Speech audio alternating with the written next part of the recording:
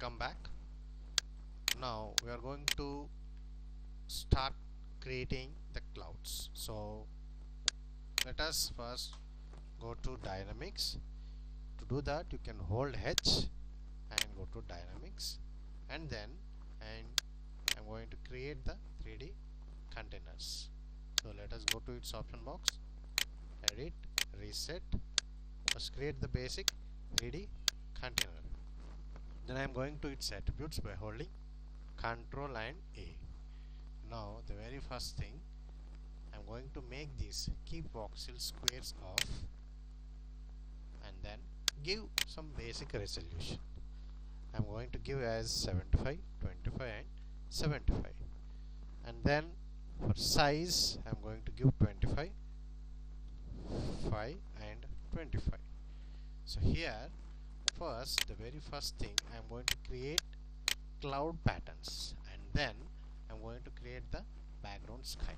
So first let us concentrate on the creating cloud patterns. So for that I have taken size as 25, 5 and 25. Resolution I am making it as 75, 25 and 75.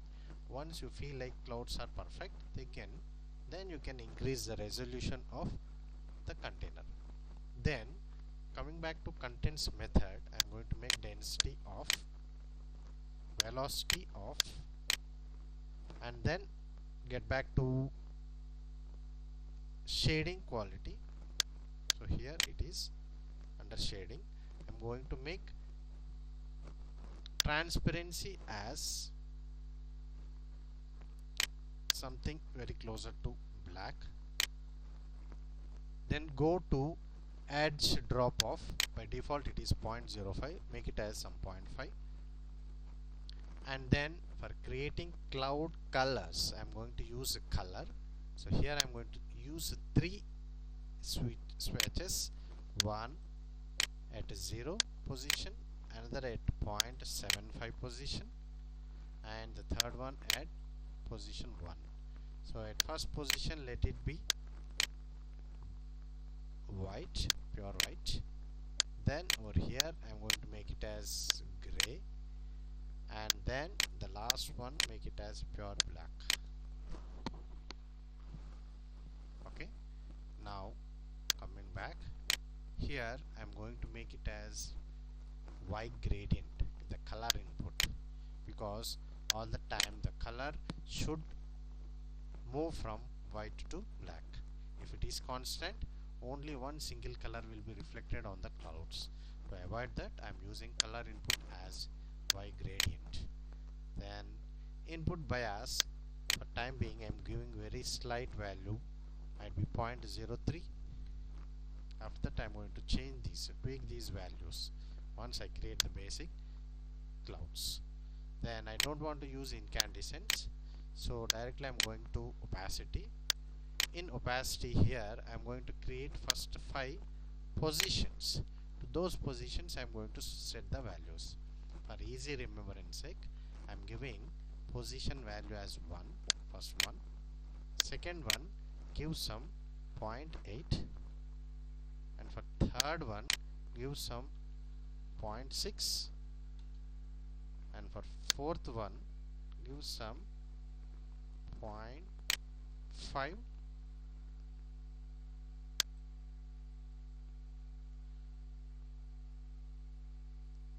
and fifth one gives some 0.45. Okay, I have created 5 points. To these points I'm going to give the value. Let me make it as some 0.95.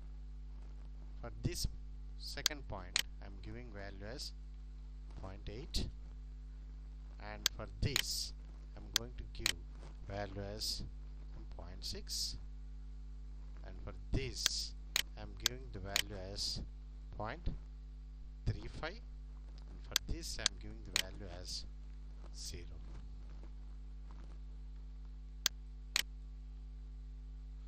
Okay, so this is the basic graph I have created for creating the cloud patterns. Now here, coming back to opacity input, instead of density I'm going to make it as constant. Once I hit constant, then automatically I have to see the clouds in the container.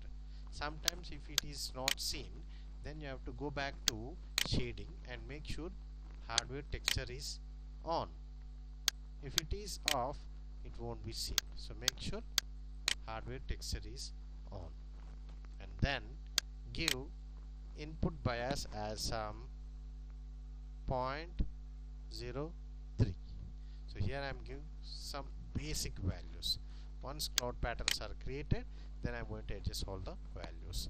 Now coming back to shading quality, give it as 3, so that very fine particles will be rendered.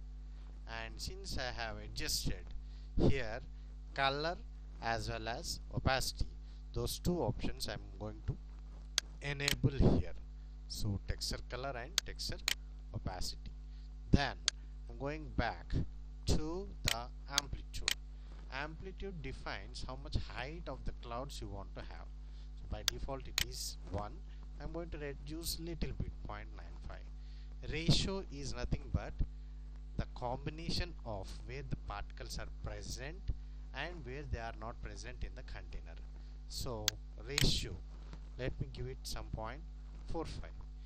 Then frequency ratio, how frequently that ratio between available of particles and non-available of particles in the container, that should keep on move. So for this I'm going to give some 2.75.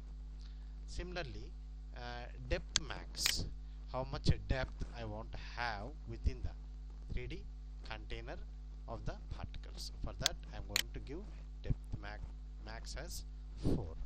So if you see here, before it was 2 and now it is 4. You can see the difference, how the particles depth you can see. Then I am going to make this option inflection on. Then most of the cloud particles are seen now. Now coming back to frequency, I am going to give some 1.5 frequency, so that how much cloud patterns you want to have, that I can adjust. Default it was 1. So from here you can change slight values, so that wherever you feel convenient, that patterns you can use it. And the last option is lighting. Make sure this lighting self shadows is on. If self shadows is on, downside you can see the shadows of the clouds, and at the corners it is getting faded. And most of the time here I can see only gray and black clouds. So I'm going to adjust the color. So make this hold control, and using left mouse I'm going to change the value in the input bias. So if it is purely left side, then most of the time it is going to take white. If it is in middle, it will be taking it as gray. If it is towards right side, it will be taking it as black. So make sure what all the colors you want to have in your clouds, those things you can reflect using this input bias value. And with these values, let me go back to transparency. This one also you can adjust. But if you want to check how the quality of clouds are getting rendered, I am going to use it mental ray. Make sure you use the mental ray option, mental ray on, and then I am going to use IPR render. Select the part of the portion, and then you can start tweaking the values. Now here you can change the values. Since it is IPR render, automatically it is going to update what all the values you are tweaking in the attribute editor.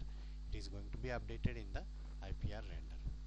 So change these values, make sure what all the adjustments you want to have in your clouds, those values automatically it will be getting updated. Then coming back to the colors, wherever you want to have change in the edges of the cloud patterns, that you can use it edge drop off. And for colors in your container, cloud container that you can adjust using the color attribute. So once basic clouds are created, then I'm going to create the background sky. So just have one render of a final created cloud patterns. Once you feel convenient, then we are going to create the background sky for the created container. Now I feel this is perfect, so it's time for creating background sky. So let's move to the next topic.